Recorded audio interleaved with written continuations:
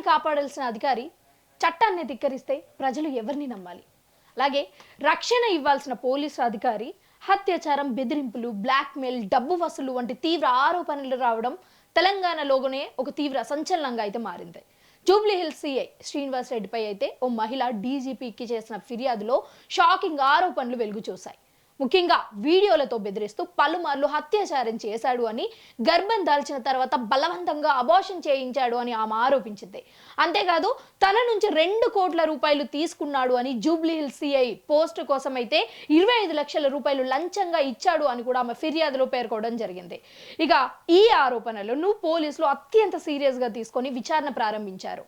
విచారణ పూర్తయ్యే వరకు శ్రీనివాస్ రెడ్డిని వీఆర్కు అటాచ్ చేశారు. అసలు నిజమేంటి? ఈ సంచలన కేసులో ఇంకెన్ని విషయాలు వెలుగులోకి రానున్నాయి? తెలంగాణ వ్యాప్తంగా చర్చనీయాంశంగా మారిన ఈ కేసుపై పూర్తి వివరాలు ఇప్పుడు తెలుసుకునే ప్రయత్నం చేద్దాం. జూబ్లీ హిల్స్ సిఐ శ్రీనివాసులు అయితే ఈ జూబ్లీ హిల్స్ స్టేషన్కి అయితే ఒక అమ్మాయి రావడం జరిగింది. సో నాకు ఇలా అన్యాయం జరిగింది అని వచ్చిన ఒక అమ్మాయిని ఒక పోలీస్ అధికారి, న్యాయం చేయాల్సిన పోలీస్ అధికారే లొంగ తీసుకొని ఆ అమ్మాయిని ఇష్టానుసారంగా వాడుకొని వేధిస్తూ ఫోటోలు, వీడియోలు తీస్తూ నేను అడిగిన డబ్బు నువ్వు ఇవ్వకపోతే ఈ వీడియోలు, ఫోటోలు అన్నీ కూడా సోషల్ మీడియాలో పెడతాను అని బెదిరిస్తూ ఇప్పటి వరకు 2 కోట్ల రూపాయలు న్యాయం కోసం వచ్చిన ఒక అమ్మాయి దగ్గర నుంచి లాక్కున్నాడు. ఇలాంటి సంఘటనలు చూసినప్పుడల్లా ఏమనిపిస్తుందంటే పోలీసులు నిజంగా రక్షించగలరా, లేకపోతే వాళ్ళ దగ్గరికి వెళ్తే మన సమస్య ఇంకొంచెం పెద్దదవుతుందన్న ఆలోచనలు అయితే ఇక్కడ వస్తున్నాయి. సో సమాజం అంతా కూడా, ప్రజలంతా కూడా పోలీసులని నమ్మాలా లేదా అన్న ఆలోచనలలో అయితే పడిపోతున్నారు ఇలాంటి సంఘటనలు చూసిన ప్రతిసారి. సో పోలీసులు ఎప్పుడైనా సరే ప్రజలకు మేలు చేసే పనులు చేయాల్సింది పక్కన పెట్టి ప్రజల దగ్గర నుంచి డబ్బు ఎలా దోచుకోవాలి అని ఎదురు చూస్తున్నారు. సో ఇలాంటి సంఘటనలు రోజుకొకటి పోలీసుల ఈ వ్యవహారాలలో మనం చూస్తూనే ఉంటాము. రోజుకొకటి వెలుగులోకి వస్తూనే ఉంటుంది. సో ముఖ్యంగా మొన్న చూసుకున్నట్లయితే ట్రైనీ ఐపీఎస్ అధికారి ఉదయ్ చేసిన ఈ వ్యవహారము, అలాగే ఇప్పుడు జూబ్లీ హిల్స్ సిఐ చేసిన ఈ వ్యవహారము ఒక్కొక్కటిగా బయటకు వస్తున్నాయి. సో ముఖ్యంగా చెప్పాలి అంటే ఆ ఆడపిల్ల ఆవేదన ఏంటి అంటే వాళ్ళిద్దరు సన్నిహితంగా ఉన్నప్పుడు ఫోటోలు, వీడియోలు తీసుకుందే కాకుండా ఆ ఫోటోలు, వీడియోలని సోషల్ మీడియాలో పెడతాను, లేకపోతే వాళ్ళ కుటుంబ సభ్యులకు పంపిస్తాను అని ఇలా వేధించడం ఏదైతే ఉందో, అంటే ఇప్పుడు ఇలాంటి సిచ్యువేషన్ ఏదైతే ఉందో అది బయట వచ్చినప్పుడు ఆ బయట నుంచి వచ్చి ఇక్కడ పోలీస్ స్టేషన్కి వచ్చి పోలీసులకు చెప్పుకోవాల్సిన సమస్యని పోలీసులే క్రియేట్ చేసినప్పుడు ప్రజలు ఎక్కడికి వెళ్ళి చెప్పుకుంటారు? ఇలాంటి సందర్భాలలో అసలు ప్రజలు ఎలా రెస్పాండ్ అవుతారు? సో ఇలాంటి కొన్ని కేసులు అయితే ప్రజలలో కొంచెం కలవరపాటుకైతే గురి చేస్తుంది. సో అంటే అందరూ పోలీసులు ఇలా ఉంటారు అన్నది నా అభిప్రాయం కాదు, బట్ మోస్ట్లీ ఈ మధ్య కాలంలో అందరూ కూడా డబ్బుకు లొంగుతున్నారు అన్నదైతే చాలా ఈజీగా అర్థమవుతుంది. అండ్ ముఖ్యంగా ఈ పోలీస్ జాబ్ ఏదైతే ఉందో, పోలీస్ జాబ్ కోసం కూడా లంచం 25 లక్షల వరకు లంచం ఇచ్చారు అంటే అక్కడే అతని నీతి, నిజాయితీ ఏంటి అన్నది బయటకు తెలిసినప్పుడు ఇంకా అతను డ్యూటీ ఏం సక్రమంగా చేస్తారు అని ప్రజలు నమ్ముతారు.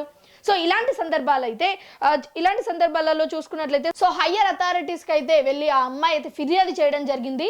ఇలా నా దగ్గర నుంచి డబ్బు తీసుకున్నాడు, నాతో సన్నిహితంగా ఉన్నాడు, అండ్ నాకు ఇష్టం లేకపోయినా సరే అబార్ట్ చేయడం అయితే జరిగింది. సో ఇన్ని రకాలుగా నన్ను హింసించాడు అని చెప్పిన తర్వాత పోలీసులు అప్పుడు అప్రమత్తమై అండ్ ఆల్సో వెంటనే చర్యలు తీసుకుంటున్నారు. అండ్ ఎఫ్ఐఆర్ నమోదు చేసి దర్యాప్తు చేస్తున్నారు. సో దాంట్లో భాగంగానే ఇతనికి ఎఫ్ఐఆర్ ఫైల్ చేసేసి ఇతన్ని వీఆర్కి అయితే అటాచ్ చేసి ఇప్పుడు అతన్ని అయితే సస్పెండ్ చేయడం జరిగింది. సో ఈ సస్పెండ్ ఎందుకు చేశారు అంటే ముఖ్యంగా పోలీసులు ఎవరైతే ఉంటారో వాళ్ళపై ఏదైనా ఆరోపణలు వచ్చినప్పుడు వాళ్ళు ఇంకా అధికారంలో ఉంటే వాళ్ళు ఆ అధికారాన్ని దుర్వినియోగం చేసుకునే అవకాశం ఉంటుంది అని వీళ్ళనైతే సస్పెండ్ చేయడం జరుగుతుంది.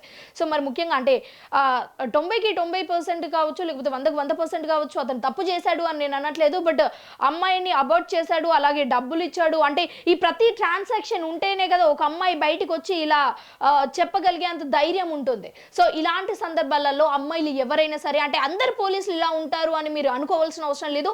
మీకు అన్యాయం జరిగినప్పుడు ధైర్యంగా రావచ్చు, ధైర్యంగా పోలీసులకు చెప్పొచ్చు, ఎందుకంటే పోలీసులు అందరూ అలా ఉంటారు అని కాదు. లేకపోతే ఇప్పుడు ఆ అమ్మాయి వెళ్ళి హయ్యర్ అథారిటీస్కి కంప్లైంట్ చేసినప్పుడు వాళ్ళు ఇప్పుడు చర్యలు తీసుకుంటున్నారు అండ్ అతన్ని సస్పెండ్ కూడా చేయడం జరిగింది. సో న్యాయంగా ఉంటే ఏ రోజైనా న్యాయం మీ దగ్గరికి వస్తుంది.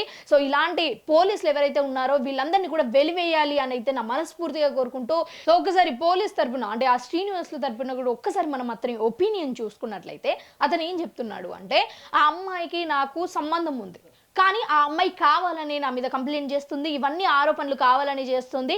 నాకు ఆ అమ్మాయితో ఎలాంటి సంబంధం లేదు, మేము సన్నిహితంగా ఉన్నది కరెక్టే, బట్ ఆ అమ్మాయే ఇష్టంతోనే వచ్చింది అన్నట్లుగా అయితే పోలీస్ చెప్తున్నట్లయితే కనిపిస్తుంది. బట్ దానికి దీనికి అంటే ఆ బాధితురాలు చెప్తున్న దానికి పోలీస్ అధికారి చెప్తున్న దానికి ఎటువంటి పొంతన కూడా ఇక్కడ కనిపించట్లేదు.